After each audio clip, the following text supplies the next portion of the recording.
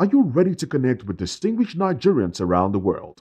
The Diaspora Perspective is here to share the views of Nigerians in the diaspora on burning issues. From the street of New York, the royal cities of London, and the bustling cities of Europe, Voice of the People Television brings to you a roundtable and collage of interesting views from Nigerians in diaspora. Join the host of the show and some Nigerians in diaspora, Dr. Damages, the flagship, show, and KJ, as they discuss the experiences, challenges, and triumphs of Nigerians living abroad. Discussing and analyzing everything from politics, culture, policies, career success, and how Nigerians are staying connected to their roots. Showing every Saturday by 2 p.m. West African time and 9 a.m. Eastern Standard Time.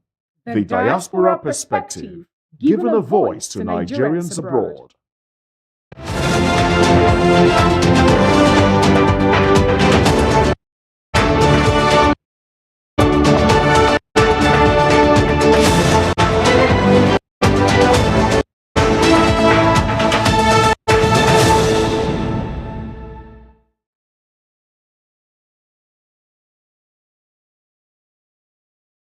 Good afternoon and welcome to the Diaspora Perspective on Voice of the People Television.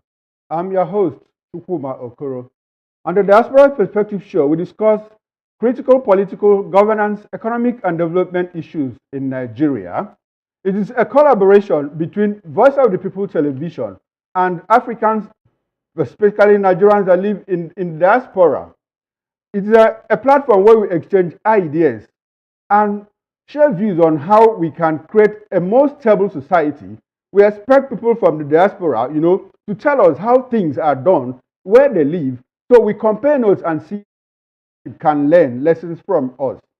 But before we get into the major topics of discussion, we encourage you to click on the like button and subscribe to our page. On YouTube, we are at Voice of the People Television, and on other social media platforms, we are at VOPTV Live. It's going to be an interactive show, so you can call on or send WhatsApp messages to the number on your screen. The number is 0905 504 2974. On the show today, we'll be discussing Unga 79 as President Tinubu told UN to prioritize debt forgiveness and also asked for a permanent seat for Africa on the United Nations Security Council. Away from that, we'll also look at the low-key 67th independence celebrations that the government has promised to Nigerians. Nigeria will be celebrating the 64th independence anniversary on October 1. That's about 3 days away from today. But the presidency has promised Nigerians that it's going to be low-key celebrations. We'll talk a little bit about that. Last week, Nigerian Senate confirmed the appointment of Chief Justice of Nigeria, Justice Kekere Ekun, as substantive Justice of Nigeria. That's one of the topics we are going to discuss. And again, we'll also discuss Nigeria's unemployment rate, which jumped to 5.3% in quarter one of 2024. All these topics are what we'll be discussing today on the show. I'll be joined in the studio later by Mr. Peter Anosike, who is a philosopher, development economist, and a best-selling author. He's also an erudite commentator on economy, finance, politics, and power. He will join us shortly to make sense of all these discussions. We are being joined from the diaspora by Dr. Damages, the flagship, and KJ. Gentlemen, are you there with us? Welcome to the show. Yeah, welcome to the show. Dr. Damages, good to have you on the show. Thank you. Thank you very much. Flagship, are you there with us? Yes, I'm here. Good to have you, Mr. Chukwuma. Welcome to the show. Welcome to the show. Thanks very much for joining. KJ, can we hear your voice, please? Thank you so much. Okay, welcome. All right, let's kick into the show. President Bola Tinubu urged the United Nations to prioritize debt forgiveness for Nigeria and other developing countries. Speaking at the 79th UN General Assembly in New York, through Vice President Kashim Shettima, he emphasized the need for debt relief to enable these nations focus on development. Oh, well, this is not the first time that African presidents are asking for debt relief. Last year, we had our president, 2 years ago, we had former President Muhammadu Buhari also asked the Western world, the creditor nations, to grant African countries debt relief. again, this year, Nigeria's president has re-emphasized that, asking the Western world, creditor nations, to grant African countries debt relief to enable these nations focus on development. Look like a lot of what we generate here is used, or a lot of what we generate is used to pay for loans that were obtained by African countries, from the Western world and from creditor countries. African presidents are still on that. The president also asked for reforms in the UN so that Africa could get a permanent seat on the United Nations Security Council. Presently, we have 5 permanent members who can use their position to veto resolutions. No matter whether anybody likes it or not. We have the United States, we have the United Kingdom, we have France, we have China, and we have Russia. These are the 5 permanent members of the United Nations Security Council seat. Southern America is not represented. The whole of Africa is not represented. Australia and Oceania are not represented. And there's been this constant call for reforms so that Africa could have a voice in the United Nations Security Council. This is one of the major topics we'll be looking at. But for a start, let us start with the request for debt relief. Dr. Damages, let me come to you straight. There was this opinion article you put out, and it talked about, oh, why? It talks about, it's like it's more like a satire. You were preempting what the president was going to tell Nigerians, or was going to tell the world rather. And a lot of people were confused as to, is this the actual speech made by the president? And it took a lot of questioning, for people to realize that, oh, actually it was more like something put out. This is what Dr. Rudolph Okonkwo was expecting the vice president to read on behalf of the president of Nigeria. Can you help us make sense of that satire and what it meant for you? Right. Thank you so much. Let me clarify. Dr. Damages is Dr. Damages. Rudolph Okonkwo is not a doctor. So I do this every now and then. I've done it for many years. I did that during Jonathan, during Obasanjo. I try to write speeches for our presidents, something they should say instead of what they typically go out there to say. So it was satire, and the goal was really to bring out a different image. Because, like you mentioned, it's not the first time that Nigerian presidents or African leaders go to the United Nations to say, oh, we want a permanent seat, and nothing happens. It's not the first time that they would go there and say, oh, cancel our debts. Of course, nothing happens. I was thinking that maybe they should do something different all the time. They should do something different, something that would be remarkable, that would be remembered by other people. You see what Netanyahu did yesterday at the United Nations. It won't be forgotten for years to come. But we had our leader representing Tinubu go there and repeat exactly the same thing, and it was boring to me. But the point is, what I do in this satire is to think about what will happen, how we can look at our role in the world, or as a leader of a country like Nigeria, how to speak in a different way, different tone, and change the narrative. Sometimes I poke fun on what they say or what they should have said, or the irony in what they say. For instance, if you listen to what Shetima said, I thought about Shetima saying this, reading this to members of the National Assembly in Nigeria. Let them think about it. Instead of talking about the world, talk about Nigeria. Like when he was talking about moral questions, profound moral questions that would, Lisa, he said, that will require more than the habitual remarks or from this elevated podium to resolve. You are thinking about moral questions in Nigeria. Have they resolved it? How can you be asking the international community to cancel your debts? Meanwhile, you are misusing the money you are borrowing. You are buying private jets. You are buying jets for the president when the country is poor. You're wasting money every day. And he was talking about corruption, how international community should help us deal with corruption in Nigeria. Meanwhile, the corrupt officials like Yaya Bello, you can't handle it. And you are telling the world, they think that the world doesn't know Nigeria.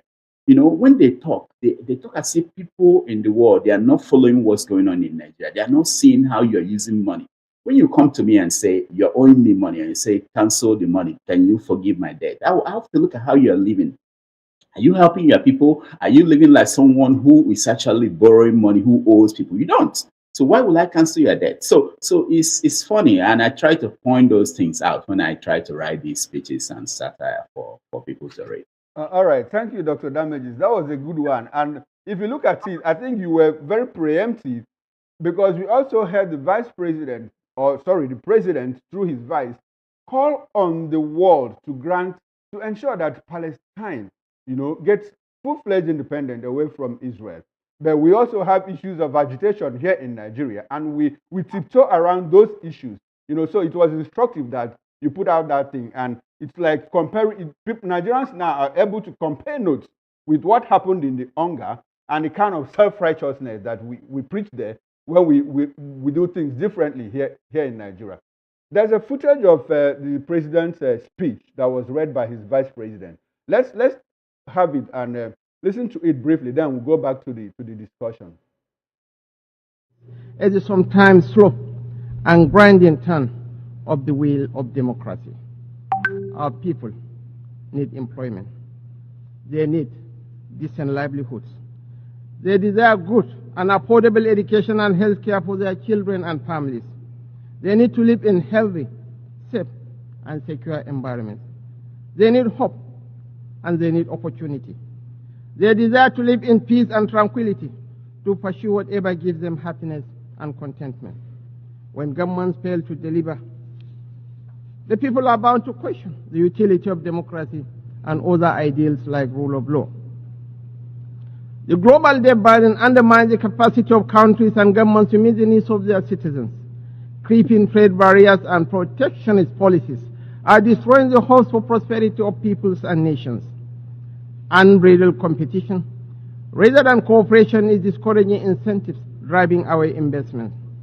Above all, security is driving people into unprecedented hardship and misery that in turn affect the people's confidence in democracy.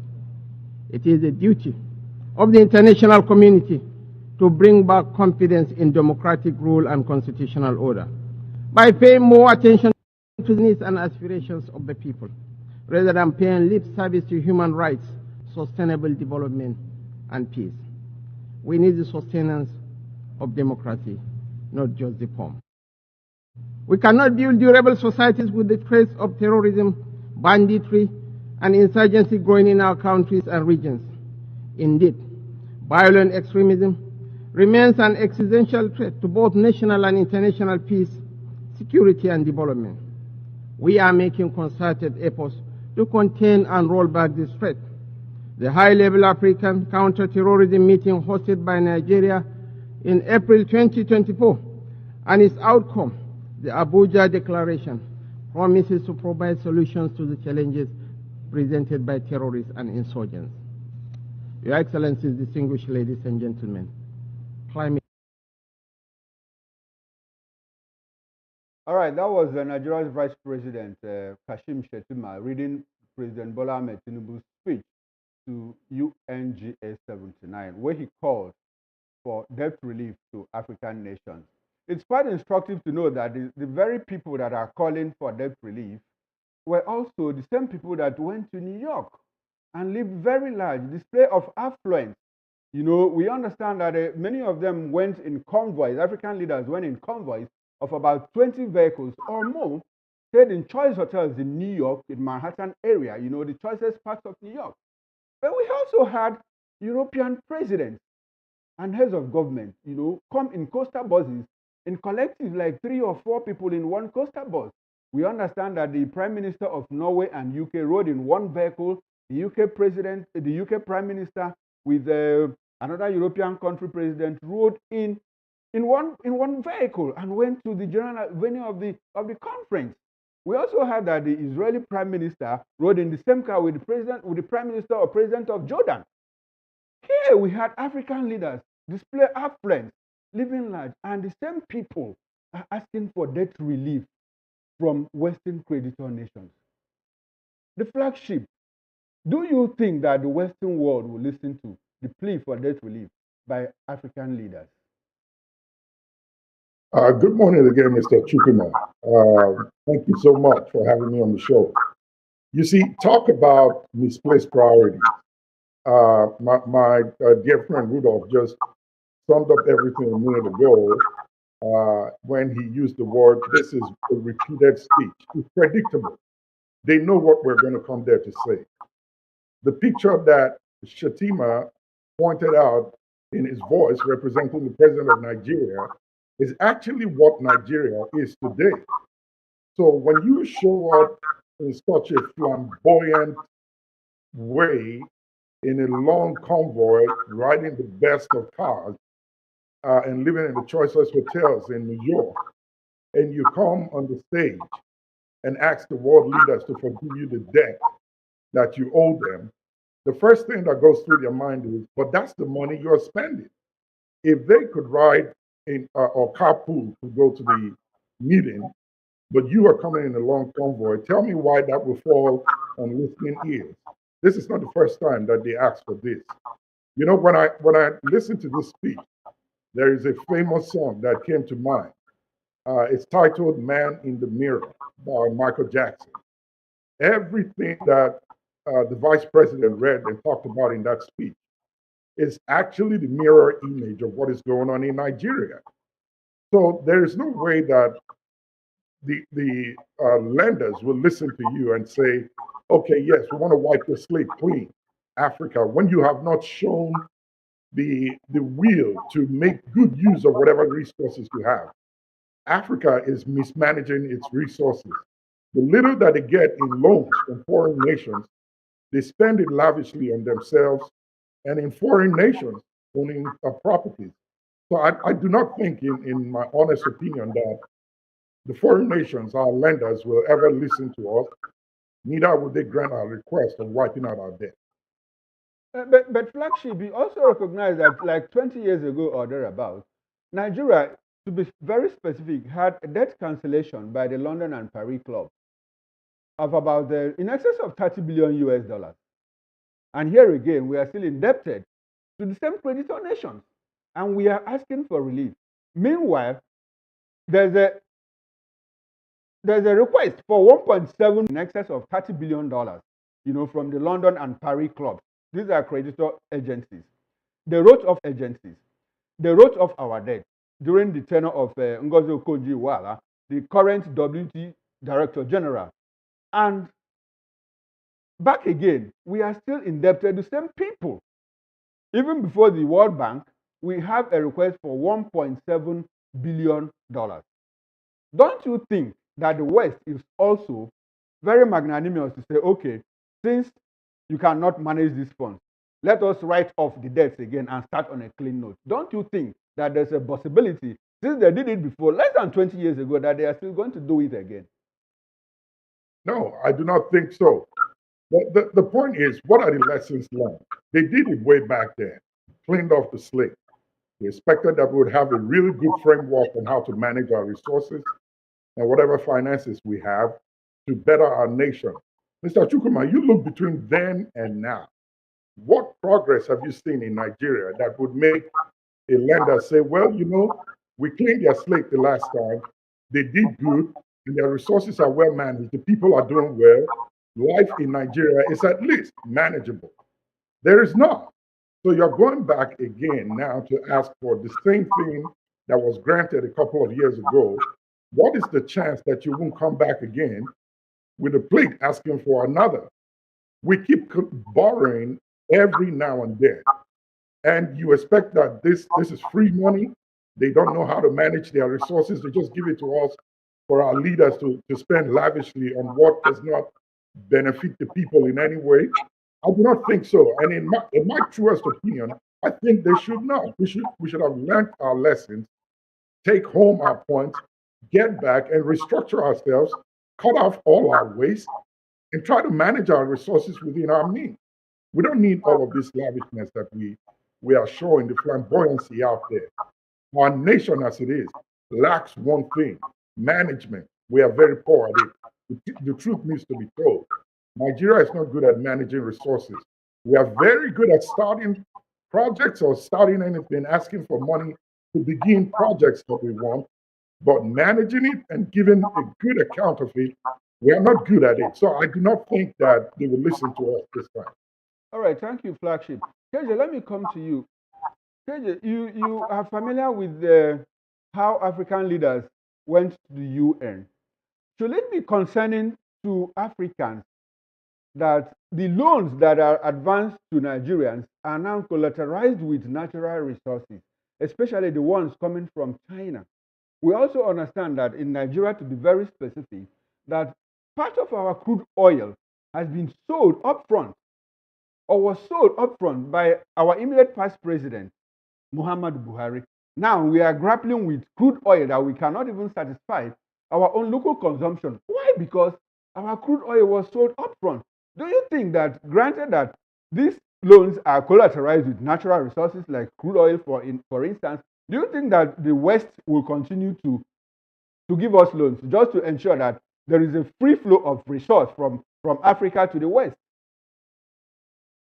So much for that question. And I don't know who thinks that the West will not continue to give us loan, because the loan is a way of tying you down. We know what Kenya does when you cannot pay their loan. We have seen an example in some countries in Africa, which I will not want to mention. But coming to what you said, yes, they cannot give us loan because the loan is tying us, it's tying our children, it's tying our land. And at a particular point where we're not able to meet our obligations, our national assets will continue to be seized. Just like you've seen some good example in the past months, how a company was able to hold down our national assets because we were not able to meet up an obligation to them. So it behoves one to begin to think what the leaders of Nigeria are thinking. Are they thinking that this country should be sold and then people go to, I don't know where, or we begin to pay rent in our own land? I don't know what they're thinking. No, for you to even sell your natural resources yet untapped to foreign land, to foreign companies, it's so embarrassing to even think about. That means you don't think of your children. You're not thinking of Nigeria beyond yourself. You're not thinking of Nigeria in the next 30 years. So these people, only you know the kind of agreement you have written with them. And sometimes it's baffling. Look, let me circle a little back to what you said initially with our vice president or the president addressing the UN. How many people that you were talking to were sitting in the hall? The hall was almost empty. And that is what we have seen over the years. African countries go there, except for Southern Africa. Majority of the times that the African leaders are speaking, the halls are empty. And you are coming back with the same request over and over. Give us more loan. Give us more loan. Now, if I'm the one you are asking for the loan, I'm looking at what you are wearing. I'm looking at the cars you are driving. I'm looking at how you are living your life in your capital. I'm looking at the your lineup of what do I call it, of officials that are everywhere doing nothing, and you come to me to say the hard-earned money that I have, I should give it to you as a loan. I will make sure that I'm cutting out a good chunk of your resources and I have a hold of it, because you're not even to be trusted. Because if a leader cannot take care of his people, then what makes you think that a leader will also be able to keep up an agreement accepted or that are reached for those loans? So I think basically we are at the losing end, whichever way you think about it. All right, KJ. Let me stay on with you on this. The point of it is this: since they are collateralizing the loans with natural resources, is there no possibility that they will write off this loan, knowing full well that you'll come back again with the same collateral, natural resources? That is the question I want. That is the point I want us to establish. Don't you think there's a possibility that they will write it off, since they also know that you mismanage it and come back with the same collateral, which is natural resources, which they will keep taking from you? Meanwhile, the natural resources are not even, and you continue to pay, like, you continue to pay not the principal, but the interest on these loans. Meanwhile, they are still taking your natural resource. Yes, I don't think they're going to write it off. I don't think so, because just like Dr. Damaji said earlier, they are looking at how you are living.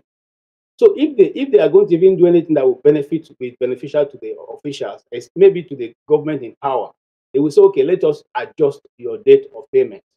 Okay, that's probably what they will do. But if you are looking, if I'm the one that you're taking the loan from, and you are your government officials in Abuja are driving Escalade, okay, that I don't even have. All right, you are building and buying mansion and yachts and new executive planes for yourself, and you come back to tell me to, because even if I don't write it off, I'll still have to collect your natural resources. You don't have any hold over it. It's only when I get to the point where we have reached, then I can say, okay, let's get into another agreement. But aside that, I mean, are they not collecting it already? So what makes you think that they're going to, give you a breathing space because you have now requested? And if the leadership of Nigeria was being responsible and responsive to the needs of the people, then one can understand why they're asking for a relief. But you are not even taking care of the poor. No, this the portion you played of the vice president speech is so critical. We can discuss that for a whole day and not be able to expand all as I mentioned, because every of those buzzwords that is used is what the UN is looking for. But you are buzzing them based on what you think they are want to hear. What is when they take it and just oppose what is going on in your society, in your own government, it's not meeting up, because people in your country are suffering. They are poor. There are insecurities everywhere, and you are now coming to the world stage with virtually empty stage and telling them the same thing that they are thinking that you, as a responsible government, should be doing for your people. What makes you think the person you are talking to now say, okay, let's give them a breather? They are not going to do that because they are very shrewd businessmen. All right, KJ. Thanks for your thoughts. I want to stay with Dr. Damages on this fact. Last year, Nigerian government spent in excess of $500,000 just for accommodation for the president and his delegation. This year again, over 500 million naira was sent upfront for the same accommodation in choice hotels, expensive hotels. The president's wife, we understand, went 3 days ahead of the vice president to Unga with wives of governors. We understand that they are staying in very expensive hotels.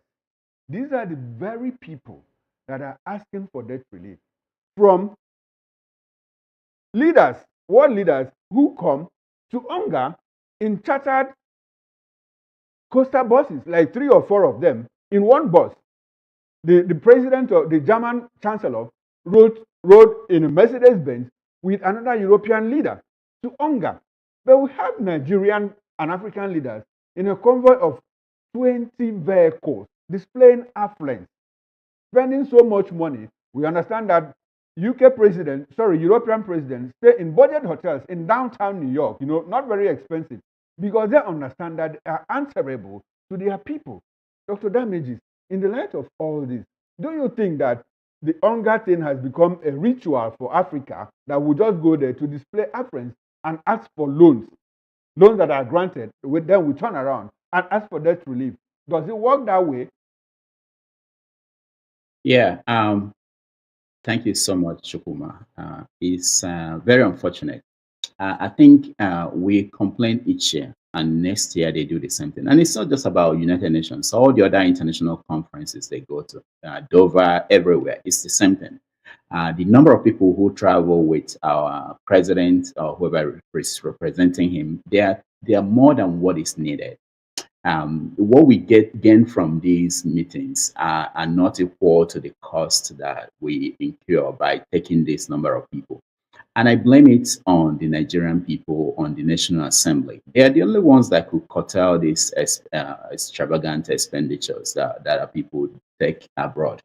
It's unfortunate. I understand why the president might have to stay in a reasonably secured and priced hotel, but the other people around him, they don't have any reason to do that.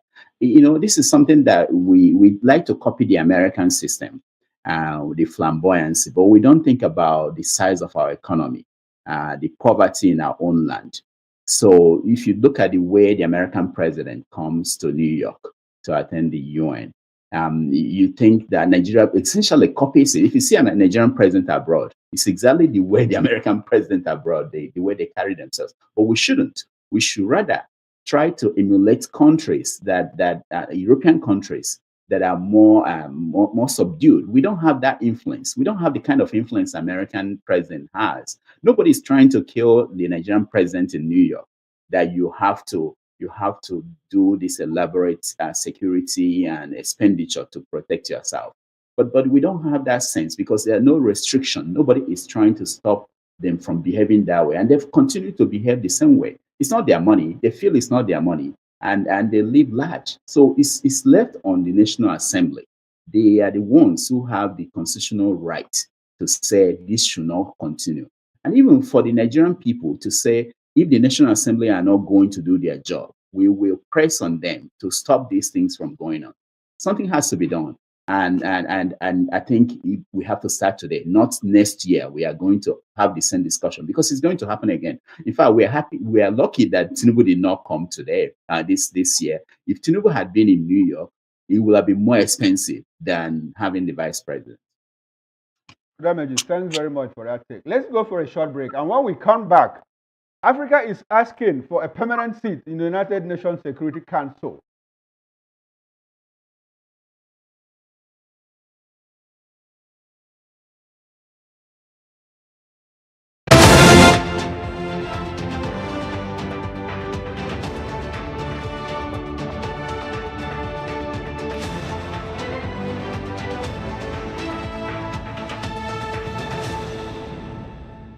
Are you ready to connect with distinguished Nigerians around the world?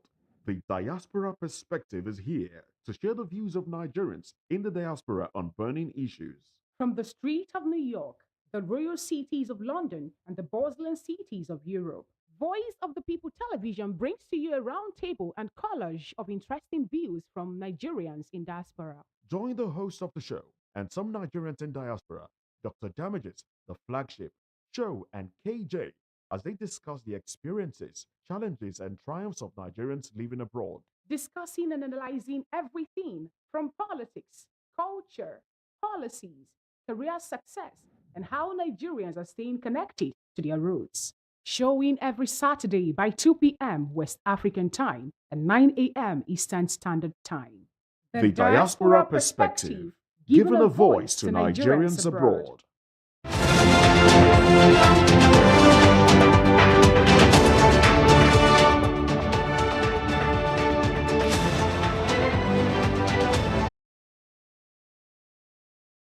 All right, welcome back. This is Diaspora Perspective Show.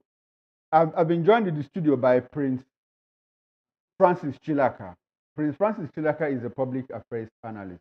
Prince, welcome to the show. Thank you. Thank you.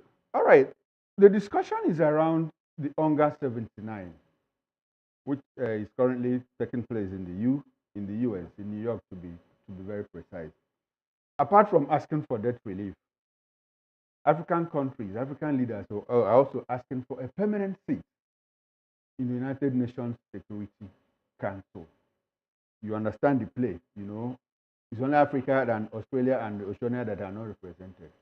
Do you think that the time is right for Africa to have a seat, permanent seat in the UNSC? Well, it's long overdue.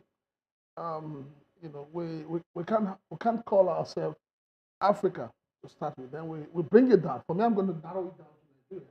It's not a giant of Africa. I think it is long overdue that we've kept that distance between us and others. We need to bridge that gap to ensure that we're duly represented, that the Africans are duly represented, so that when issues are being discussed, Africans will not just be at the receiving end, but Africans should be at the forefront. And the only way to be on the forefront is to have a seat. You cannot make a change by being at the back seat. For you to make a change, you have to be at the front seat as a driver. So I think it is long overdue. I would support it any day, anytime. Prince Chinaka, let me ask you, do you know that the 5 permanent members are there by virtue of something? By power, both industrial, both military and economic power.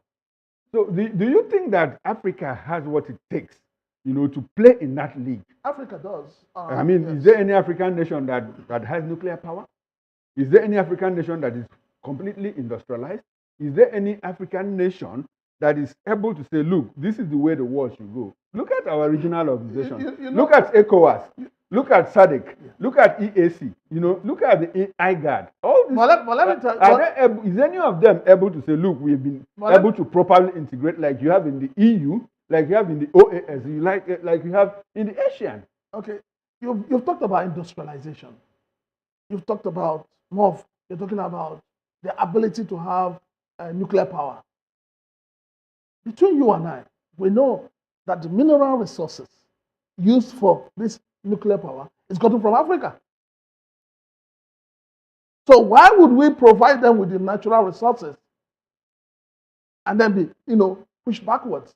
I believe that if Africa is serious and is pushing for it, what it will pan out is the fact that African nations will now go back and begin to think and begin to plan and begin to ask themselves, if this thing comes to Africa, where should it go?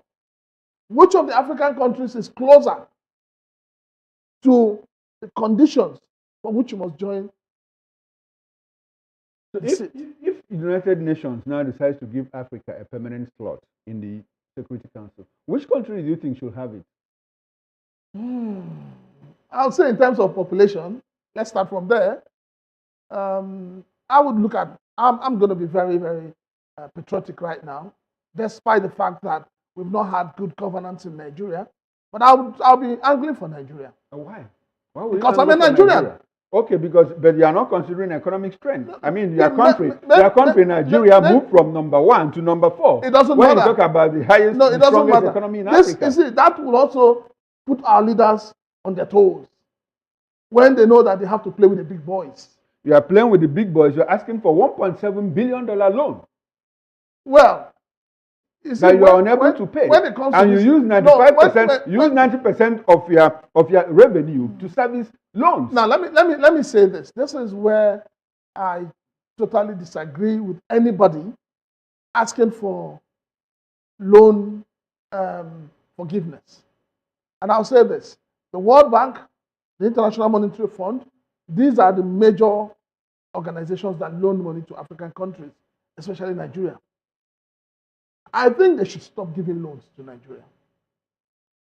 Because the loans they're giving to Nigeria is not helping the Nigerian economy.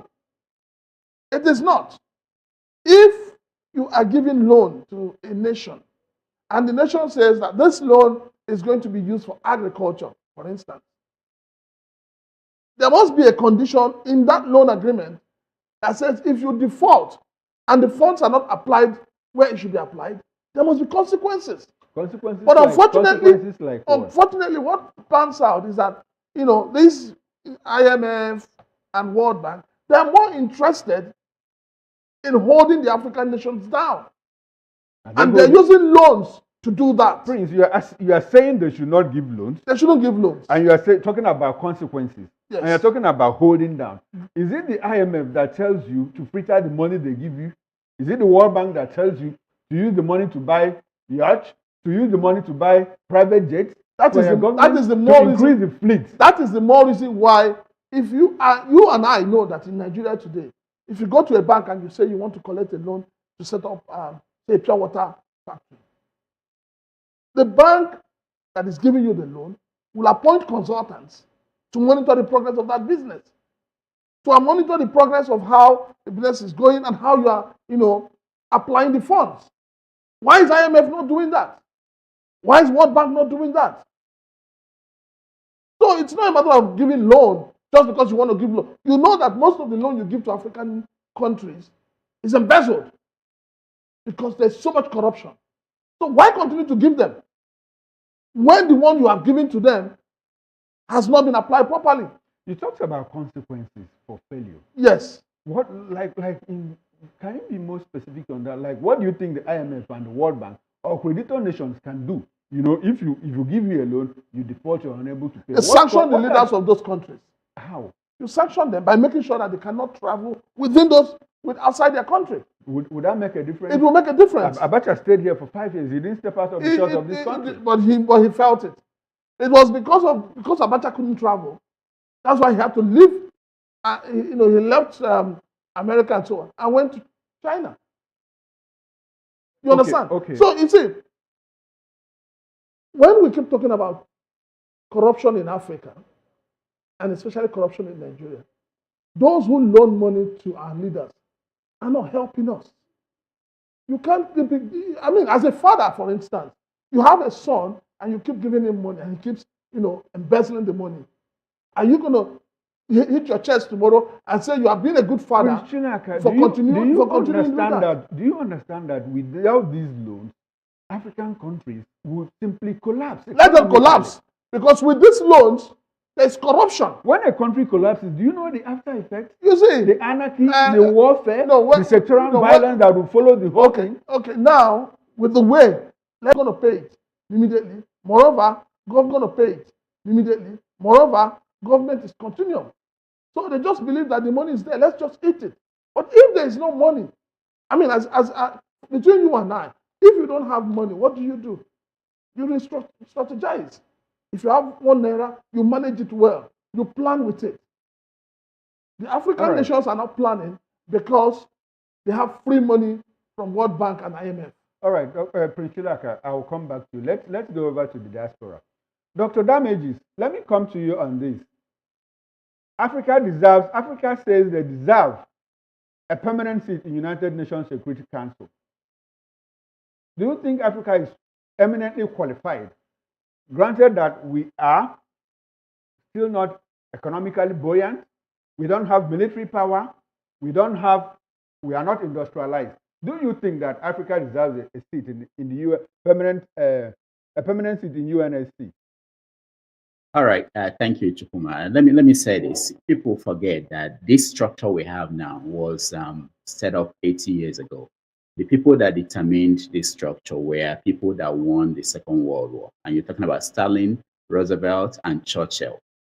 So the new United Nations, or the international order that will come into place, will be determined by Putin, Xi Jinping, the Chinese leader, and whoever wins the presidency in America. And if it's Trump, you can imagine what they will want to see in place. So the issue is not whether Africa deserves a place. Yeah, of course, Africa deserves a place. But the issue is, what kind of power do you want to give to them? I don't think Putin and Trump and Jinping will want to give Africa a veto power in international affairs. And there's no point being a permanent member if you don't have a veto power. So, and it's not just Africa that is looking for it. Brazil is looking for it. India is looking for it. So that's why it's difficult. They can, if they give power to Brazil, for instance, give to veto power to Brazil, give to India, and give to South Africa and Nigeria, or Egypt and Nigeria, or Nigeria and Ethiopia. But it's most likely going to be Nigeria, South Africa, and Egypt that will get the 2 or 1 position they may give. If they do that, it will be difficult. The world will be at a standstill. And the powers of the world, the international, the big powers in the world, they won't want a situation. Right now, we see what's happening in the Middle East. Just because America is behind Israel, it's very difficult for the international community to agree on something and say, okay, we have to stop what's going on there. So the fear they have is simply that if you give this power, a veto power to an African country, Brazil and India, then it will be difficult to have a consensus. You have 3 countries always vetoing anything that anybody is trying to push. So I agree that Africa needs representation at the highest level, but I don't know if we've shown that we can even manage it. Look at Nigeria, for instance. If you give Nigeria veto power, Nigeria they've not shown that they can manage their own affairs. And we may not come to Nigeria. If it comes to Africa, it may go to South Africa. South Africa has shown that they can play at the international level. Look at the way they took Israel to the International Court of the Hague. Look at the way they joined BRICS, and they are playing an international role. Nigeria has not shown that it's serious about that role. We are big, but we don't see that at the international level. All right. Thanks, Dr. Damages. KJ, let me come to you. Dr. Damages said something about Nigeria, that Nigeria may not be able to get a permanent slot in the UNSC if it's actually eventually given to Africa. Do you agree with him?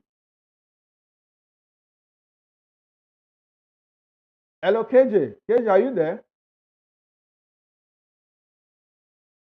All right, the flagship, can you hear me? Hello, the flagship. Okay. Hello, flagship. I can hear you. Can you hear me? Yes, I can hear you. I can hear you. Flagship, Can you Dr. also All right. hear me? Okay. Can you KJ, hear me? yes, I can hear you. KJ, are you there? Yes, I'm here. Okay, KJ, Dr. Damage said something like Nigeria is not yet serious, and that if it comes to Africa, Nigeria is not likely to get a permanent slot in the Security Council. Do you agree with him? Nigeria have not shown leadership, when it has to do with international affairs coming to Africa. And the example we gave is just the latest one. We couldn't even make a decision to join BRICS. We couldn't even agree and take a front role. And if you are supposed to be a leader of the continent, or if we see ourselves as leading Africa, then we should always be the ones to tell Africa this is the way to go. This is the way to go. And that was the role some of the earlier leaders of Africa played. So people like Kwame Nkrumah, who were responsible for pushing certain African countries to demand and go for independence, and even helping to train and give leadership to some of those countries. We have lost that role. We have lost that role of having statesmen who are able to think beyond the four walls of their countries, or even their tribe in Nigeria, as the case may be. So I will think that yes, South Africa stands out to be a very good representative of Africa. That's one, irrespective of our number. Egypt also had played a lot of role in the international community when it had to do with representing Africa. I would have loved to think that Nigeria would do that, because we have shown a lot of leadership, especially when it has to do with the bringing peace in Sierra Leone and Liberia.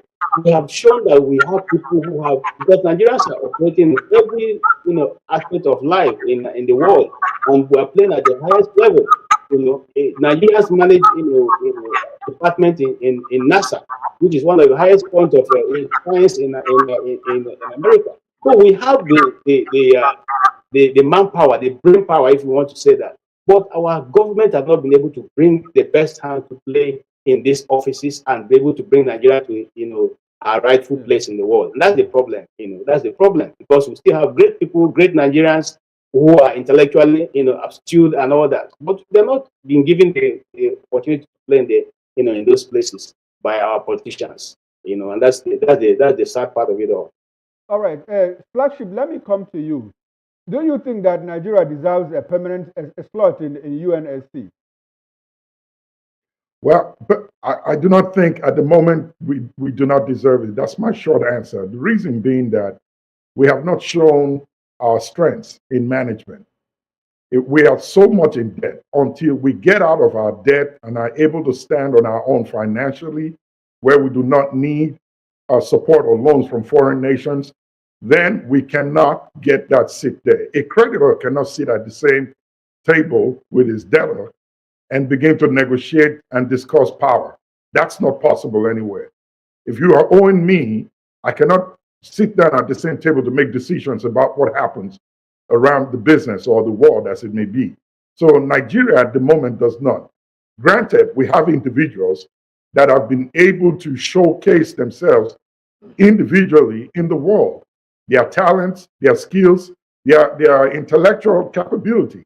However, as a nation put together, we've not been able to show a formidable force that the West will see as capable of sitting down to having a discussion with them at the UNC table. So for right now, I do not think we deserve that seat, but is Africa due for it? Well, if you talk about capacity and capability, I understand that at last count, Nigeria has conducted 41 foreign missions in peacekeeping and contributed more than 200,000 troops, to foreign missions, peacekeeping missions abroad. Well, let's see how it goes. Everybody's been asking for reforms in United Nations. Africa needs to be represented. Southern America needs to be represented. Brazil is asking for a slot. India is asking for one. Asia and all of that. Well, I think that Nigeria needs to do well, up our stake, so that we'll be able to get a slot when it eventually comes to Africa. All right. Last week, the Senate confirmed Justice Kekere Ekun as Chief Justice of Nigeria. And with the presidency hailing it as a nod to merit and seniority under President Tinubu, during her screening, Kekere Ekun pledged to leverage her experience to drive judicial reform. Prince Chilaka, we have a new CJN. She has promised to reform the judiciary, and the immediate past CJN also said that, told her, look, there's a lot to be done. I'm surprised that he was the one asking her when he stayed in that position for a long time and he was unable to make that reform. Do you think that she is going to make any reforms moving forward? Charity begins from at home. Personally, I don't have anything against her, but I have a lot against her as well. This is the same person who sat in judgment where number 4 became number 1. So if she's talking about integrity, the integrity she's talking about, let us forget the integrity of the judiciary. Let us look at the integrity of the person occupying the seat. If she's talking about reforms, if she's talking about integrity, let us start by undoing what she has done with the Imo State election, where number 4 became number 1. That's the kind of reform people want to see. He who comes to equity must come with clean hands. So you cannot tell me, you see, what she said when she was being screened and what is playing out in Nigeria today is exactly what we're doing with bandits and Boko Haram and terrorists. These are people who have been killing innocent Nigerians, taking over their ancestral homes, and nothing is being done. And then the next day, the government will tell us, oh, certain number of them have repented. Certain number of them have been taken in, refurbished, reformed, and thrown back into the society. But the same government is not asking about the lives of people that were lost, the homes that were destroyed, the properties that were destroyed by these same people. So in other words, we are using one hand to condemn terrorism, banditry, and all of that, and we're using another hand to draw it closer. That is what she's doing. She's just gaslighting Nigerians. So for me, I don't see any reform you can do with a corrupt mindset. All right, thank you, Prince Chilaka. Let me come back to you, Dr. Damages. We have a new CJN. She was in the Senate last week for a confirmation, and she spent 2 hours only for the process. Is it possible for a CJN, for a Chief Justice in the United States to be confirmed just within 2 hours without considering her judicial philosophy, her history, her background, and all of those? The present CJN is one that the United States rejected her visa application because it clearly stated that U.S. didn't like the role she played in the Supreme Court judgment that brought a certain governor from number 1 position in the electoral table to number 1. Is it possible that this kind of thing can happen in the United States of America? America is no longer the standard for democracy these days. So we are careful when we say whether it can happen in America. But one thing you can be sure is that if someone goes in front of the Senate for confirmation hearing, at least the other party will question the person and will bring up all these issues. That's where I think the major problem we have in Nigeria is, which is that the National Assembly, the Senate in particular, they've not been doing their job. If you remember, the last 3 Chief Justices we had, they've not done well. None of them should have been the Chief Justice. But if you remember what happened in the Senate when they were trying to confirm, second to the last, I forgot his name now, Tanko guy, that a senator by the name of Ojus Okalu stood up and said that the Chief Justice, the guy who is being considered for the position, should give them a bill to pass. So even people in the National Assembly, they don't understand their job. They don't know that they have the right to impeach the Chief Justice of the Federation. When the last one had a lot of conflict of issues, conflict of interest issues, the Senate should have at least begin the process to say this is not allowed, so that the next person coming in, we know that she shouldn't do this. But everybody in Nigeria, they basically leave their job and they are basically looking for money or looking for things for themselves.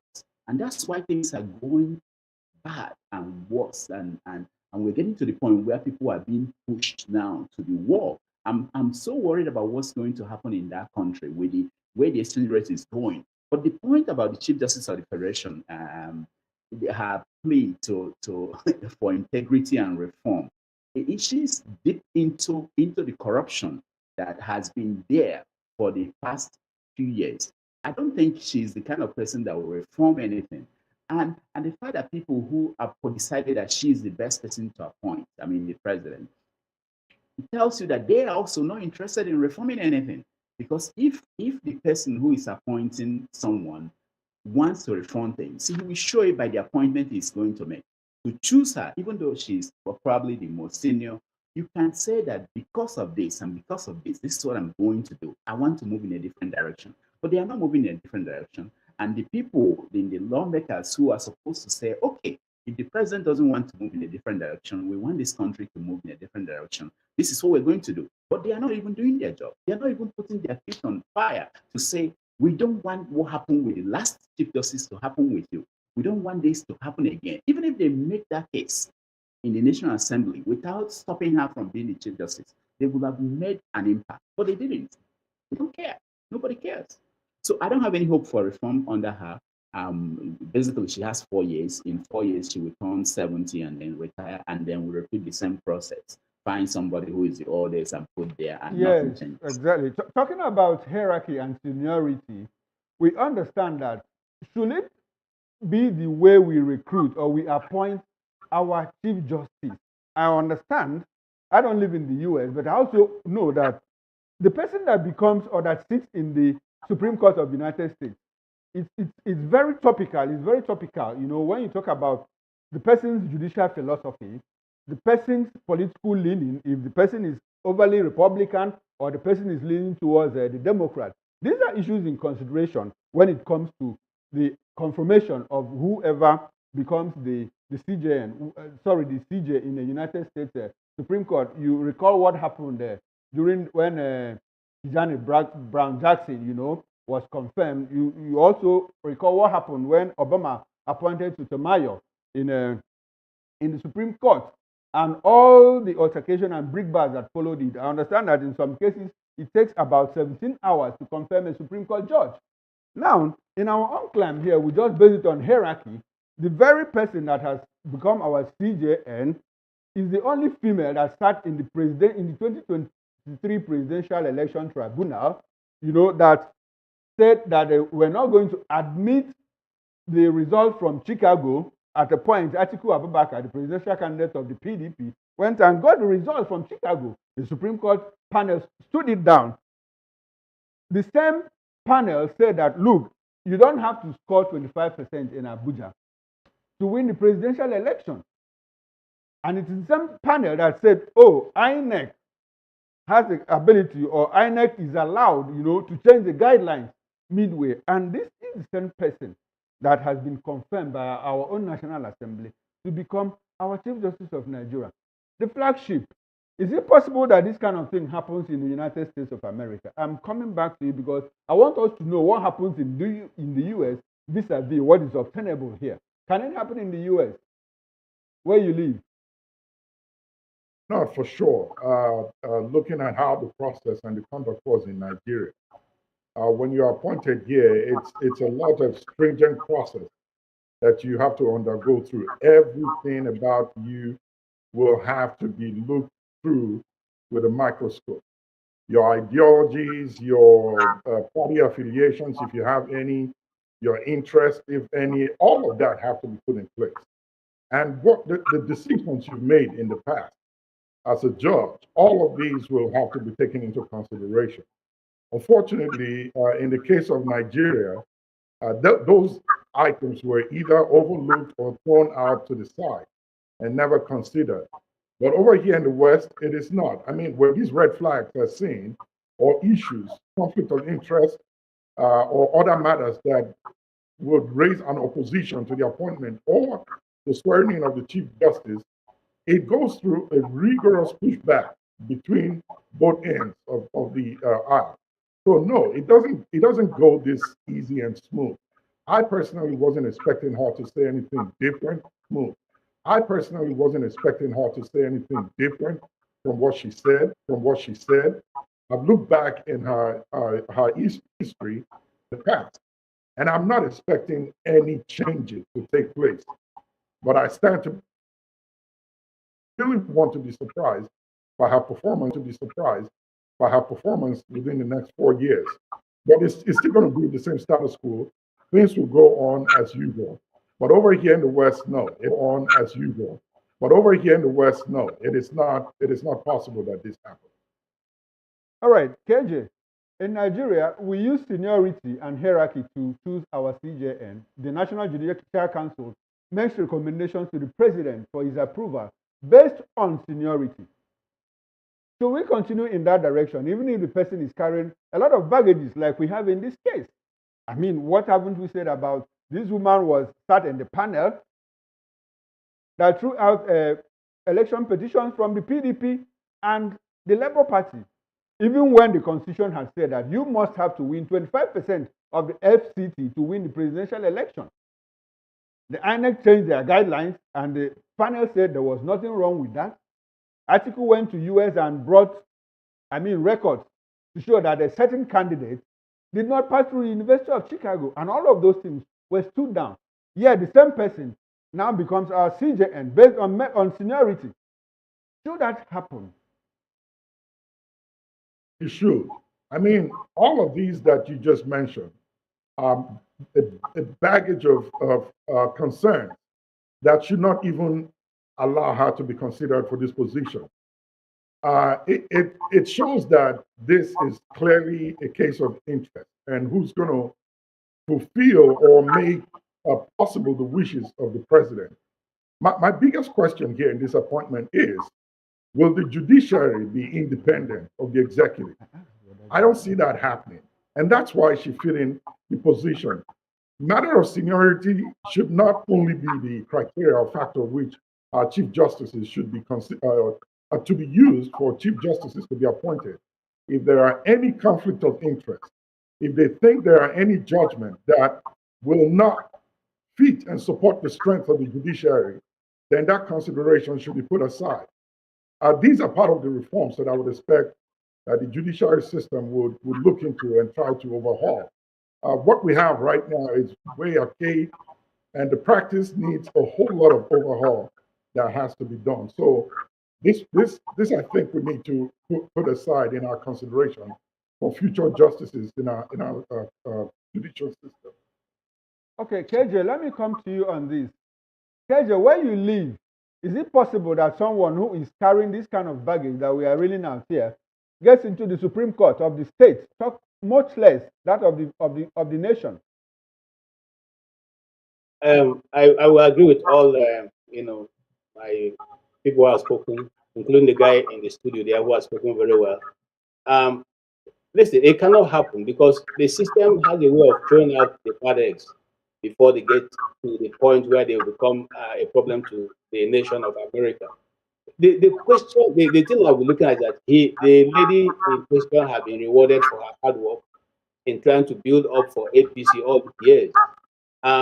If you look at the judgment of the Imo State, where more electoral votes were manufactured from somewhere and brought to make up for the Supreme Court judge, governor right now, as is assembly, used. The same lady has been rewarded for the work she has been doing, and it's not going to change. Anybody who's expecting of course, if you are appointing me, I will make the same statement that I'm going to bring reforms. It is left for me to bring what reforms can be positive and or negative. But if she truly wants to bring reform, there are many judgments waiting for to be executed that the state has not accepted to execute. One of which is Nnamdi Kanu let him be released based on the judgment that the Supreme Court have already given, then we know that you are bringing reform. Go back into those people who have been arrested for the the different protests in Nigeria who are being held right now, and some of them have been taken to to court. Release them, because it's their fundamental right to stand and disagree with government policies. It is not something wrong. That's what you can do. And you can carry out one man protest here or many men protest here. It is part of the constitution of the country, and in this case Nigeria. When you do that, we can now see that you are trying to really move away from where you are coming from. But many mouthing it that you're going to bring reform doesn't make any. It's a question of saying, no problem, I will do it again. I continue to do what you want to do, which is what the government have been known to do over the years. I'm not seeing her bringing any reform. Rather, I'm seeing her continuously to build up for 2027, because all this for 2027, where they put people in position who can either affect the result of the election one way or another. So that's my take on her. But I don't think she's bringing any reform. That's my final thought on that. All right. Much talk about reforms. The current CJN will be in that position for 4 years, and she is going to retire when she turns 70. We'll see how much of a reform she can bring into the judiciary. Because in actual sense, we need a lot of reforms in our judiciary. The Nigerian judiciary has taken, the integrity is lacking and all of that. We see cases piled up. It's like it has actually become a case of the highest bidder. And that is not what Nigerians expect going forward. And in a few days now, in 3 days' time, Nigeria will celebrate its 64th independence. The government has promised low-key. Nigeria is said to have a low-key 64th independence anniversary. Reflecting the country's current socio-political and economic realities, President Bola Tinubu has called for renewed national unity and a focus on rebuilding the nation. The low-key nature of the 64th independence celebration serves as a reminder of the current state of the nation, prompting citizens to reflect on Nigeria's journey and challenges as it continues its push for progress and stability. I still have in the studio with me Prince Francis Chilaka. Prince Chilaka, is this a smoke screen? You are promising a low-key 64th independence celebration, and the wife of the president is in the United States attending Unga with wives of governors, buying expensive items, we understand. I don't know whether it's with private money or with public money. Is this a smoke screen, like I said, to twist the narrative? Oh, we are going to have low-key, it's not going to be a flamboyant celebration and all of that. The actions of our leaders, does it reflect that Nigeria is passing through hard times?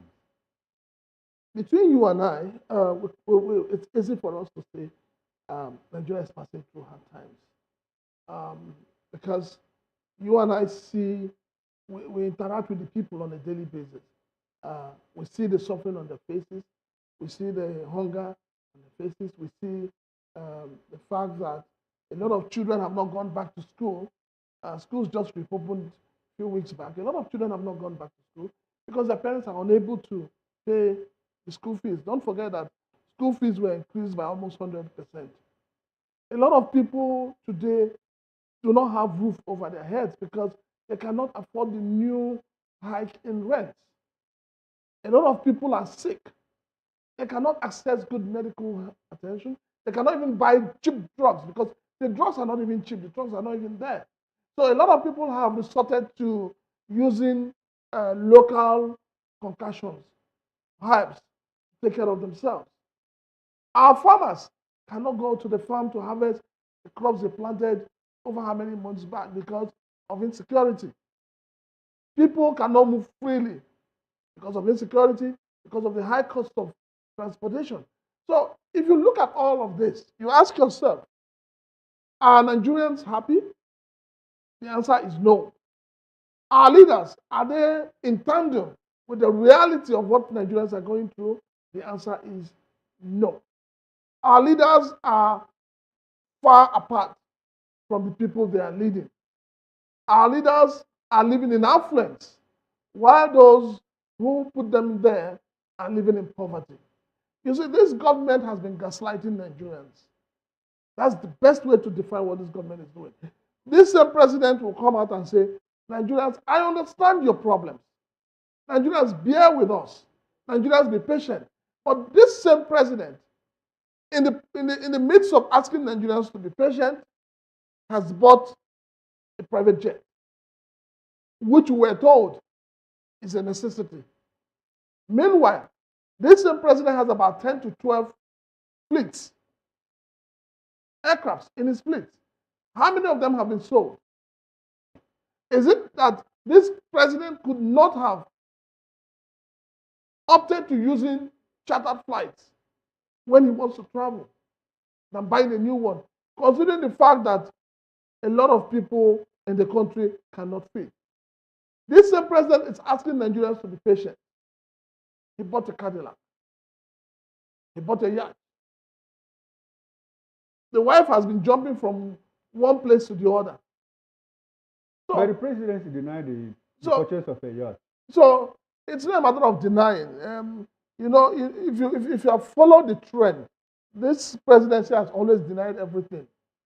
You forgot that they denied buying an aircraft until it was exposed on social media, until the aircraft itself was seized by a Chinese firm.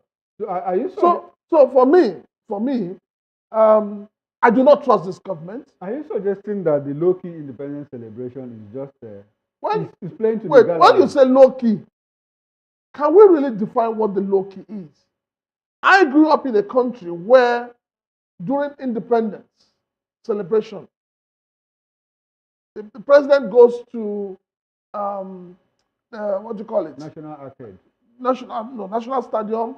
Students, people come and have their parade. It's celebrated in the open. Like we have in Eagle Square. Good. But today, what do you have? The celebration you have when they say it's low-key is between the government officials, the bourgeois in the country. They take a special place, organize buffet and all of that, have series of talks and all of that. So how does this, your so-called low-key, how does it put food on the table of ordinary Nigerian? How does it take care of the needs of the ordinary Nigerian? These are questions we should be asking. If the government is calling for reflection in a very sincere way, then we should not even be talking of any celebration at all. Because the reflection they're asking Nigerians to reflect upon, they should be in the forefront. But our leaders are not doing that. Our leaders are taxing the people, but they themselves are not taxing themselves. You're asking the people to be patient. You're asking the people to bear and endure. But yet, this same government bought SUVs for honorable members and senators. Talking about cost of governance, the president stepped down going to Unga and rather sent his vice president. I recall that the chief of staff to the president said that the president's delegation to Unga will be cut down. Isn't that cutting down on the cost of governance? The question we should ask ourselves, how many people followed the vice president to Unga? How many? Let us know the number of people that followed them. If you're talking about cost savings and cost cuttings, we need to know how much has been expended so far. How many people are in the entourage? What is the wife of the president doing with all the governor's wives in Unga? What are they doing? They are going to be holding meetings on the sidelines of Unga. At whose cost? It's at the detriment of the ordinary Nigerians who are being taxed on a daily basis. So we let us stop painting things as if government is doing the right thing. This government is not doing the right thing. All right, Prince Chilak, I hold it there. I will come back to you. Let me come to you, Dr. Damages. Dr. Damages, on Tuesday, that's about 3 days away from today, Nigeria will celebrate its 64th independence anniversary. From your assessment, is there anything to celebrate? Let me start this way. I've been thinking about writing one of those speeches again for Tinubu. And I decided to go back and look at the one I wrote for Basanjo, for Yaradua, for Jonathan. And I discovered that I could just remove the names of Tinubu and Obasanjo, change the names of the Speaker of the House of Rep, change the name of the Senate President, and then republish it. Exactly the same thing. It's the same issues that we're still dealing with. Nothing has changed because I don't think we're serious about changing the way things happen in the country. They told us low key. Look at this. The Punch reported that 3 months of travel, Remi Tinubu cost us 701 million naira. 3 months. They didn't count the one that she's here in New York with governor's wife. 3 months. So why are you telling us low key when you are not even showing that sign along the way till today? What happens? Even that parade they have every year at the Eagle Square or wherever they have parade at the state level, if they tell you how much it costs, you'll be shocked. The point is that I think we have to start dealing with the fundamentals. The only thing I want the National Assembly to do for us is not something big. To move for transparency in governance. That will solve all our problems. So, for instance, in this country, in America, if I want to know how much the mayor of New York makes, it's out there, it's public information. How much he spends when he goes somewhere is public information. If it's not clear, if it's not put out there, he could be in trouble for that, and he's in trouble for that. So what we need in Nigeria is transparency. The fact that we are guessing how many people came with the president, with the vice president to New York, is unbelievable. The fact that we're guessing how much it costs, we don't even know what is security votes that the president takes every month. We don't know. The governors, we don't know. So we have to go to the basic. We're pushing for the big things that we don't, nobody's even interested in terms of people who are running the country. Let's push for the basic. We need to know information as soon as they become available. When they decide that they are coming to America, who is coming? Why are they coming? What does it cost? Where are this? How much are they spending to come here? We need to know these things. It shouldn't be something that reporters and editors and newspapers and TV stations will be fighting over, trying to guess what is it. So that's how to begin. There's something to celebrate, of course. The vice president, when he came here, he said, look, this is what he said about that. He said something like, that Nigeria has remained one. That has always been their big thing about something. Oh, unbroken democratic rule. So since 1999, we've had democratic rule, and that is our achievement. What did it do to the lives of people? People had a better quality of life than the people living today. What is the point that you have unbroken democratic rule when the quality of life of Nigerians are worse today than they were in 1999? So we have to reframe the conversation we had. It will force our lawmakers, especially our lawmakers, because we don't have executive people who are thinking about changing anything. Our lawmakers to change, help us to understand what is wrong with our society. And I think transparency is the key. All right, thank you, Dr. Dameji. Let me come to you with Flagship. Flagship, I know you grew up in Nigeria and you are very familiar with October 1, Independence Celebration, how pupils and students used to go to local government area headquarters, stadium and all of that, to celebrate independence. Now you are in the United States. I want you to compare notes between October 1 and July 4th and tell us what's the difference. It's the contrast is big. It's huge. How huge Yes, can I'm it familiar. be? Say that again, please. I said, how huge can it be? Oh, it's massive. It's massive. When it's July 4th, first of all, let me talk about October 1st.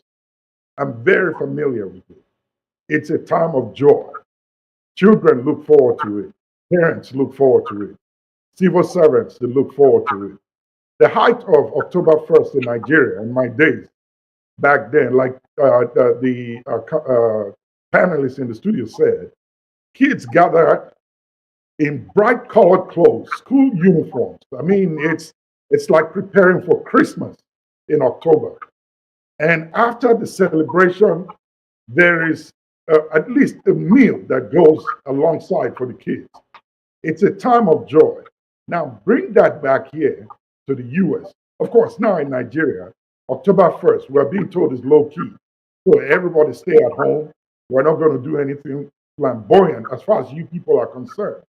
To me, it's always when they want to express these difficult times, it's always the citizens of Nigeria that are being told to carry this burden, but not the government or the politicians. July 4th here in America, it's a time of celebration. It's a time where everybody come together and remember that time that America, together as a nation, became one and gained its independence to live freely, independent of any other nation in the world. And it is celebrated in joy, fireworks, meals, family come out, they barbecue. There are counties and cities where the government would even give out freebies to the people. There's a lot of merriment. People see the reason to celebrate their independence.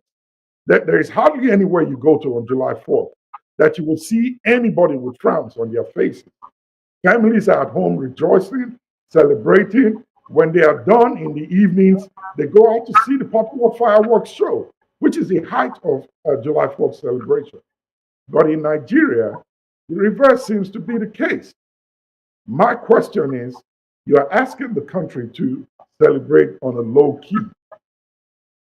It tells me that you know that there's something wrong and there's nothing to celebrate. So you all just stay where you are. We are going to do what we normally do, but there's nothing cut out for you, the people. Inadvertently, the people are not yet free. Between 1960 and today, has Nigeria really progressed or regressed? Is life in Nigeria today in 1960 compared to today better? If there's not, of which you and I know there's none, what is there to celebrate? Why should the people come around?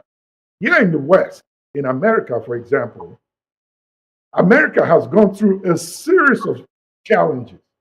And between its independence and every one of these challenges that they face, they've conquered and moved forward. That life is better cannot in any way be compared to what it was before its independence. So the comparison is not there to make. It's a huge, huge gap between both. And I think it's unfair to even contrast both countries. All right, thanks very much. Now, KJ, let me come to you. In a few days now, Nigeria will be celebrating its 64th independence anniversary. Let me ask you directly, is Nigeria really independent? Is no. Nigeria is not independent. We have a resemblance of independence. We have the flag to wave. We probably are able to live in our houses without electricity or running water. We are able to manage to send our children to public schools that don't have chairs and benches and sometimes don't even have roofs over the children. We manage to be able to have our own security, have our own roads, have our own water. We are not there where we thought we would be. And just like the last speaker said, I remember going to Federal School of Arts and Science in Ogo, and my transportation from Makurdi to that place was 25 naira, 25 naira, just 25 naira for a journey of almost 7 hours. And the whole of my school fees was about 20 naira or thereabout. So what am I saying? We lived a better life. And in Federal School of Arts and Science, we had a whole loaf for ourselves, 2 boiled eggs, banana, and a big cup of tea. In fact, you can bring your jug and take the tea if you want to. Well made, just like the one you drink in your house. And your accommodation was, a first class. You don't share, the bunk with anybody. But this is Nigeria I'm talking about, not in the 70s, not in the 90s, not in the 60s. I'm talking about the 90s. I'm talking about the late 90s. Okay? And so, yes, KJ, can yes. I come in there? KJ, can Yes, I sir. come in there? If you were living in the US in the 90s, let's say you live in Texas, and you used to use $25, for instance, to drive from Texas, from Houston to Midland, will it still be $25 by 2021, by 2024? With public transport, the difference will not be that much with public transport. because it depends. If right now, some days ago, my wife went from here to Greensboro, which is in a little bit about 8 hours drive from here. It cost only about $40. I mean, by public transport. No, what I'm saying is, But 20 years ago, will it still have been $40? That's what I'm saying. What I'm trying to show here is that the value of life has not only depreciated, every other thing has depreciated. I'm not basically putting my argument on the transportation, even though yes, it may not be 25 naira, but it will not be 100 and something thousand naira to get to the point where you are going now, because it's much more than 80,000 naira to go from Makodi to Ogoja right now. So what I'm simply saying is that as we advance, the life of a Nigerian keep depreciating. It's not advancing. It's not like we used to know. How many people go out to buy toys for their children, except for the bourgeois? How many people? But we had all that, at our disposal. How many people now buy exercise books? Okay, to textbook for you to read and access. So basically, as the independent advances, our people are getting much poorer and uneducated, and even unable to access the quality of life their counterparts are especially experiencing outside. All right. United States first witness of the independence was an eye opener. It was something extraordinary. People, your neighbors, are even calling you to give you gifts, or they don't even know you, just to celebrate that. And Nigeria, I don't know. God will help us. God will really help us. God will help us. Looks like our leaders have their work cut out for them.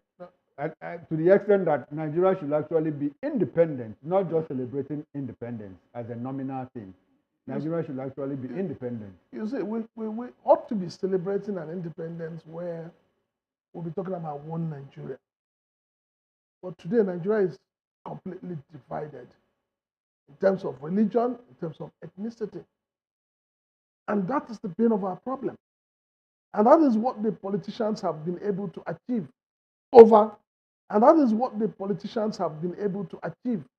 over this period. Talking about politicians divided. Up till now, as you and I sit, we don't even know how much the current presidential plane is bought for. We don't even know how much the current presidential plane is bought for. We don't know the amount. Just the way we don't know how much Dangote is selling petrol to NNPCL. Prince Chinaka, talking about the presidential fleet, a lot of people, not you are not the only one that has talked about the other two presidential fleet that the House of Representatives said should be sold off. Have they been sold? How much was it sold for? And the present one, how much did it cost? Anyway, I guess that will be a topic for discussion another day. We also have that NMBS, that's the National Bureau of Statistics, has reported that Nigeria's unemployment rate rose to 5.3% in quarter one of 2024 compared to 5% in the previous quarter. Nigeria's unemployment rate rose to 5.3% in quarter one of 2024 from 5% in quarter four of 2023, according to the National Bureau of Post-Secondary Graduates, hit 9%, while youth unemployment, that is ages between 15 and 24, fell slightly to 8.4%. Urban unemployment remained at 6%, and time-related unemployment dropped to 10.6%. The employment to population ratio declined to 73.2%, with rural areas faring better than urban ones. Prince Chinaka, we are grappling with unemployment. Not just white-collar jobs. Farmers are not going to farm anymore because of insecurity. We have a large span of arable land. Farmers can't go to farm. We have the very vast coastline. We can't go to fish because of piracy and all of those. Do you think that this government is fully committed to creating employment? They promised Nigerians that they were going to provide 50 million jobs within 1 year of coming into office. But here we have it. The unemployment rate has risen. To start with, I totally disagree with the MBS. Talking about 5.3%. That's about 0.3% increment. Yes. It's a far cry. The MBS is not being sincere. They're not being truthful to Nigerians. You and I know that since this government came to power, a lot of multinationals have closed shop and gone home. Since the president made that infamous broadcast of 29th of May 2023, When he subsidy said, is gone. A lot of small-scale businesses have closed down. A lot of companies that cannot stand the heat have ended up either closing down or retrenching their staffs. While we're still grappling with that, hike in electricity came up, and they decided to, create bands: band A, band B, band C, band D, bandwagon, band what. Now, when this band thing was created and people were moved to band A lot of companies also went under. So if you're talking of unemployment in Nigeria today, this figure is not correct. you are contesting this figure? I am contesting it. Why? I am contesting it because those who are employing are no longer employing. You need to go out there and see the number of unemployed youths, employable youths that are not employed. You understand that the youths are also doing a lot of things, that keep them engaged. Like the crypto thing, there's a lot of jobs on the internet. There are lots of jobs on the internet. Not fraud, not scam. No, let me tell you something. This is where we're having this problem. If you're on Facebook, for instance, and you go and check, if you have about, say, 5 to 10,000 followers or friends on Facebook, if you take time, you sit down to check their profile, everybody will put self-employed, self-employed, self-employed. Now, but when you engage them, you find out they are not employed. People just give you that impression that they're employed just so that you don't take them to become a nuisance. There is no employment out there. A lot of big hotels I know today are downsizing. Banks are downsizing. Factories are closing down. So with all of this, like you said, insecurity is at its height. Farmers cannot go to the farm. This is the same government that promised us that they were going to create so many farmlands for people to farm. Where are they?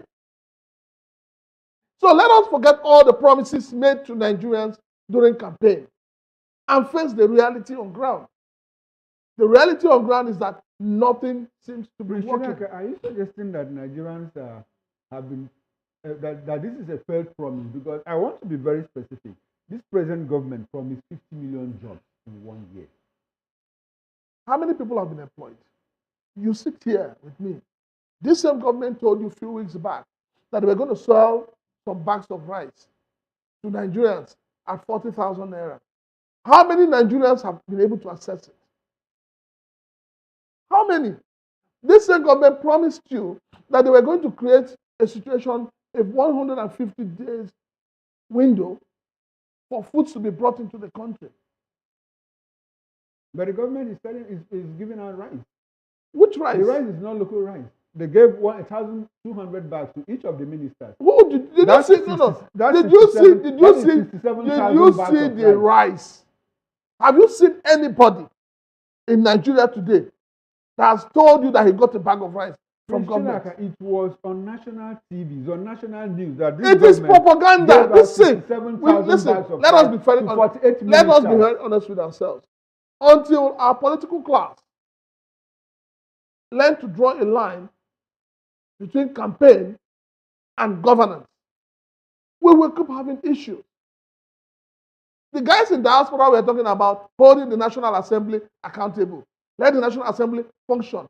And how can the National Assembly function when they have become an appendage to the executive? You and I had the Senate President telling you that whatever Mr. President brings to them will be approved. Since the Senate came into power, what have they done in the area of insecurity?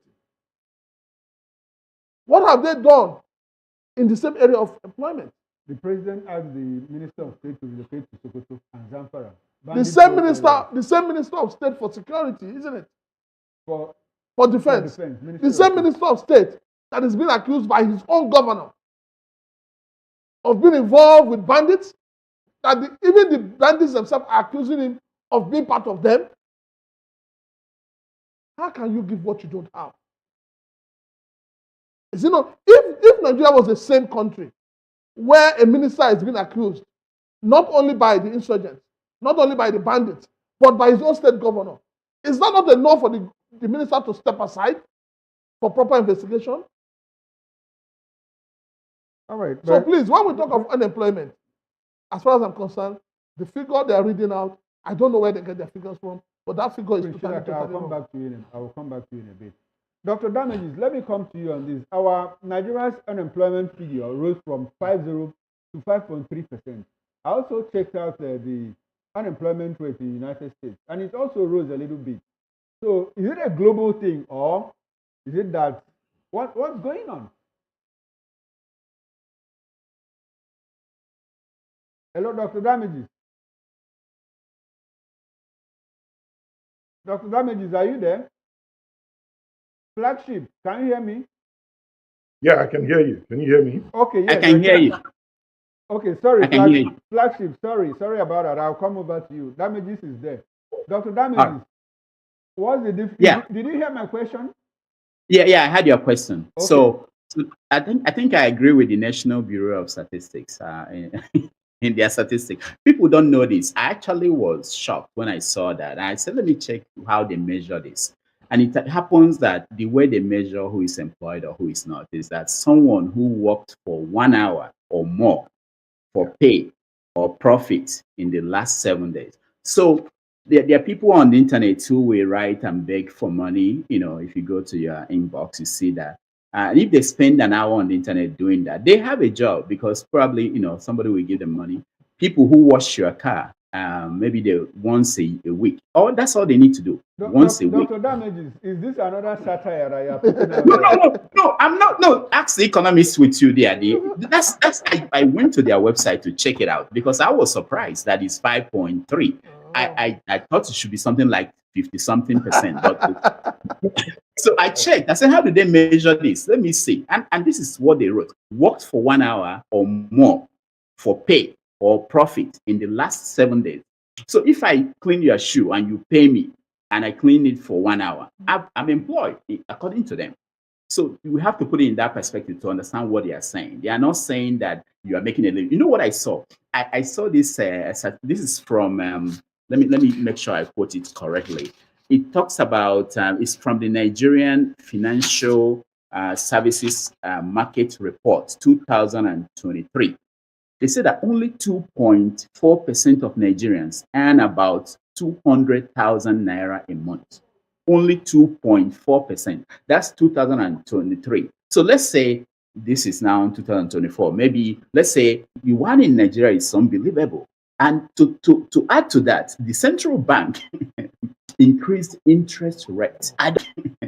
Increased interest rates. It doesn't make sense to all the economists I've talked to all over the world, people I know, that you have this unemployment going up, you are increasing the interest rates, your exchange rate is the value of the currencies. I don't understand people who are running the Nigerian economy, what they are doing.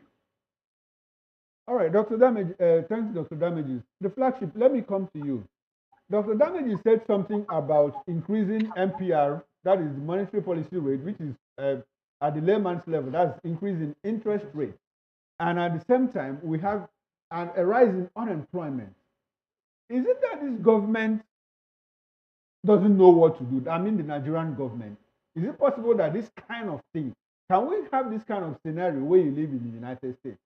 I want you to make sense, help Nigerians make sense of the fact that unemployment is on the rise, MPR is on the increase. It does not in any way make any sense whatsoever. You know, when you're having an increase in unemployment, and then the citizens in the nation cannot find meaningful jobs. First of all, let me define this. If you want to say you are employed here in the West, gainfully employed, you must be working at least a minimum of 40 hours a week with pay that has value. Then you're considered employed. But anything below 20 hours or less is not. Now, if the interest rate is going up in a situation of this nature, you are totally just about to crash and kill your economy as it is. if you're talking about not having job opportunities out there in the job market, and you have entrepreneurs, people who are able to come up with their own business ideas, and your interest rates are going up, tell me, how would they be able to sustain that business? In fact, how would they be able to start it? Not to talk of sustaining it and being able to employ those that are in the community or the society that are not gainfully employed.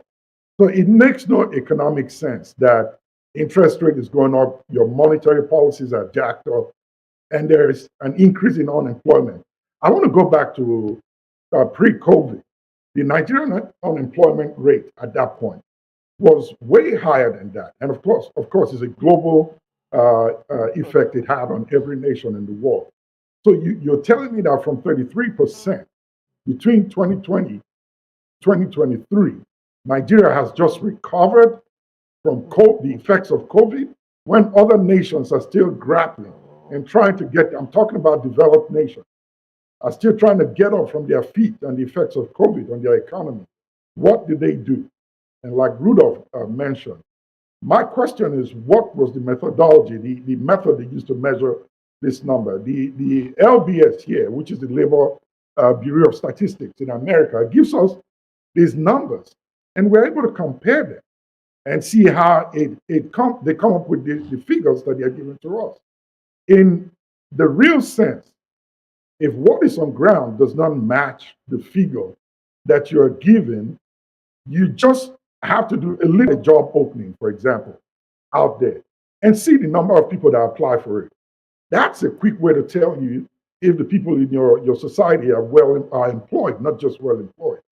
So I guess the method that they use to quantify this number is the guy or the Okada rider on the street that is hustling for money, the kid that is selling pure water on the street, the woman that is frying akara on the side of the road. All of these people are considered employed people. This is totally out of what it's expected. So in my opinion, I do not agree with that number. I think that is totally misinterpreted. They need to go back to relook at it. I would not want to say they do not know what they're doing. I think this is a political move. When politicians want to make statements, they come up with figures and numbers like this just to create an illusion, not only to the people, but possibly to foreign investors to come to their country to invest. I don't think no meaningful investor outside would look at Nigeria and say an employment rate of 5.3% from Q4 of 2023 to now that we are in 2024, then will make them to want to come to Nigeria to invest. Look at the streets. Look at the people that are out there. There are more graduates, postgraduate degree owners that are out there in Nigeria that are not employed.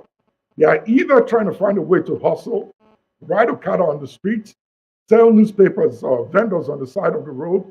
These are people with degrees that do not have the experience or qualification yet because the jobs are not there. And like your panelists in the studio said, many of the multinational companies are leaving Nigeria. They are packing up and going. Who's absorbing those numbers that they are losing from the job market with these multinational companies? And there is no way that you could have any bank be able to loan any unemployed citizen of Nigeria money, considering the monetary rate, the tax policies, and all of that that is going on. Money at this point, I think I was looking at it yesterday, it says about 40%.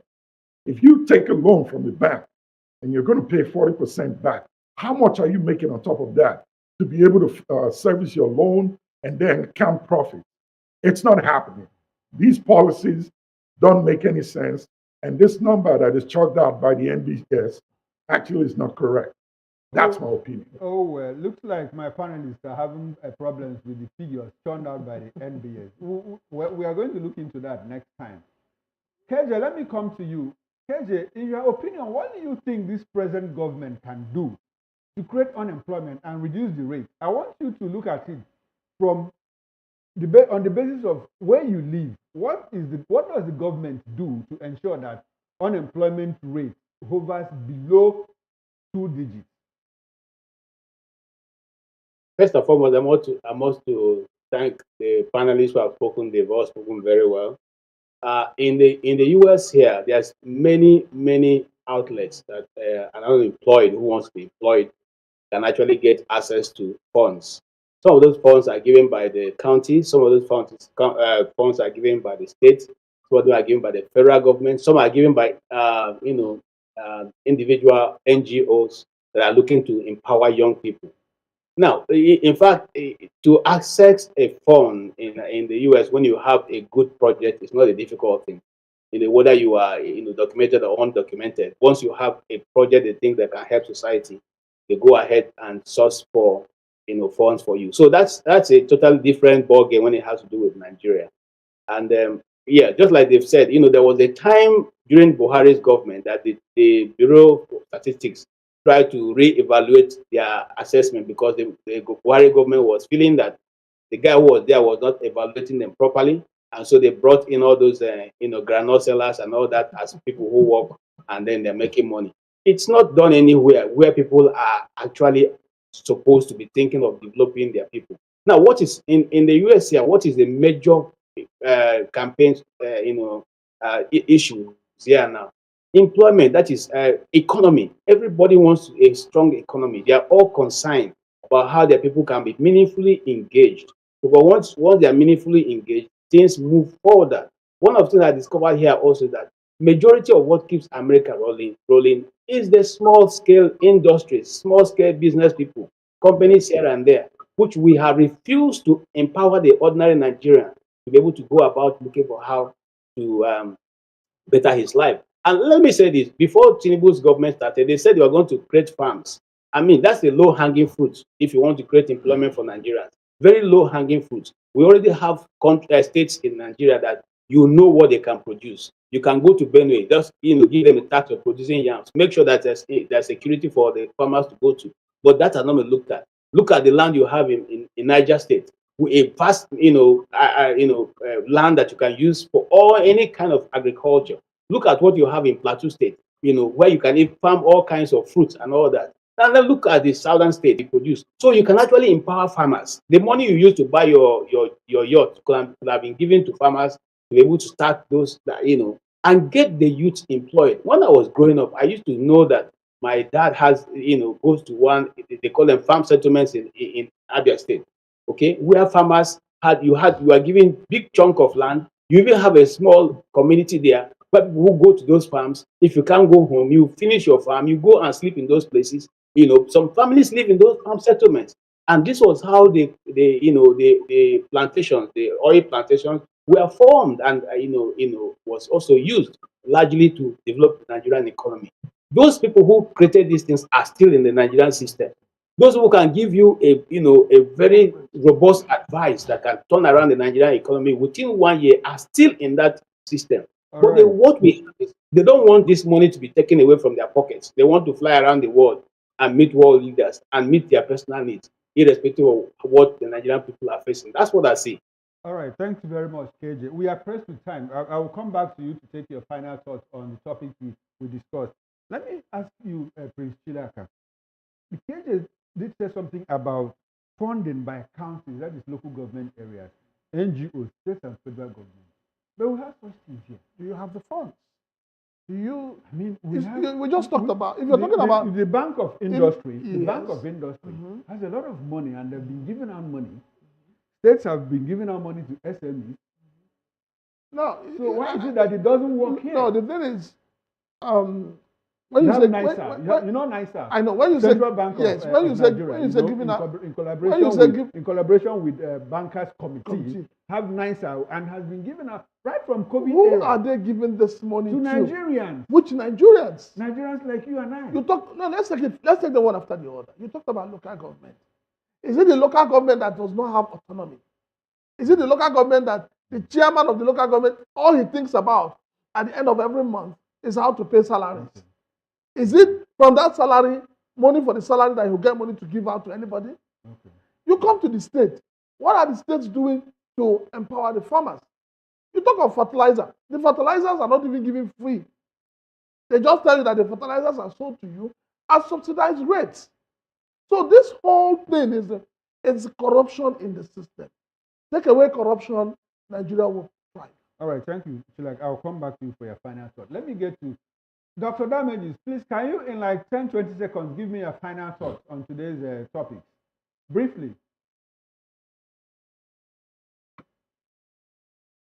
By the host. Okay, thank you so much for it's been a wonderful day. I think my final thought is this. I think Tinubu is making a big mistake by not doing a big party for Nigerians. Because if you look at what Bishop Oyedepo had his 70th birthday party and the gift he received, I think it's an opportunity that the government is not taking seriously, through a party and see if people can give us gifts. Seriously, I mean, I think we are not serious in Nigeria. I was looking at Remi Tinubu's new unity fabric. I don't know if you guys are aware of that. She Very came up much with aware, very much aware. unity fabric. That's how we become united country, by wearing the same clothes. Just like we changed the national anthem, and immediately we became united, and everything started going well. All right, Dr. Damages. Thanks for your wonderful thoughts. All right, thank you. The flagship, can I have your final thoughts? Just 10, 20 seconds, please. Okay, thank you. I read recently that the president is considering a big shift in his cabinet, and there are 11 ministers that have been marked for either a replacement or total change. Here's what I have to say. It's a good move. Your cabinet needs an entire overhaul. Please begin to look out for Nigerians who are skilled, trained, and experts in every one of these offices. Get them employed in your cabinet, and let's begin to look at solving this problem in Nigeria. I'm confident that he'll be able to do the right thing if he told this path and think of Nigerians rather than himself. Thank you, the flagship. KJ, can I have your final thoughts, please, in like 10, 20 seconds?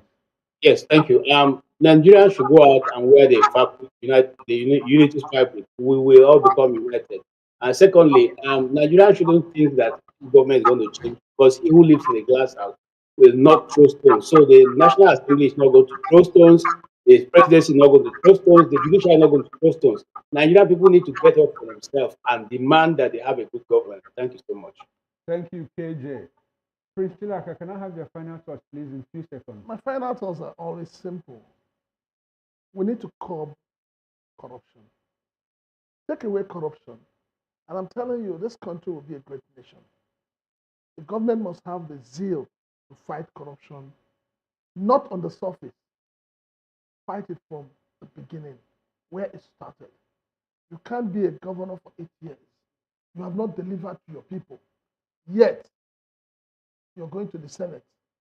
What are you taking to the Senate? Nigerians must begin to shine their eyes in the coming elections. Thank you, Prince Chilaka. Oh, well, this will be the best place to anchor this show, the Diaspora Perspective. This is where we discuss different political issues, governance, economic, and developmental issues that affect Nigeria. I've been talking with Prince Francis Chilaka here in the studio, and I was joined from Diaspora by Dr. Damages, the flagship, and KJ. Gentlemen, thanks for being on the show with me. The show comes up every Saturday from 2 to 4 p.m. West African time. We encourage you to click on the like button and subscribe to our page. On YouTube, we are Voice of the People TV, and other social media platforms, we are at BOP TV Live. Keep a date with us next week for another interesting edition. My name is Chukuma Okoro, and please do enjoy the rest of your